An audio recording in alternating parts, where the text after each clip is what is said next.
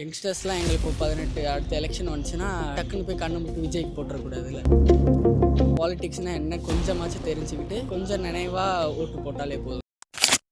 Politics பத்தின அபிப்பிராயம் என்னவா இருக்கணுமா, இல்ல நம்ம நிறைய பேருக்கு பாலிடிக்ஸ்னாலே பிடிக்காது, அப்படியே விட்டலாம், ஏதோ ஒன்று போறோம் ஓட் பண்றோம் அப்படி இருக்கணுமா, இல்ல பாலிடிக்ஸ் யங்ஸ்டர்ஸ்ட முக்கியம்னா எவ்வளவு முக்கியம்? எனக்கு பாலிடிக்ஸ் பற்றி அவ்வளோ தெரியாது. ஓட் பண்ணுறது பெட்டர் தான். யாரோ ஃபுல்லாலாம் பார்க்கறது. இப்போ விஜய் வந்தனால சும்மா வந்து பார்க்குறாங்க விஜய்க்காக.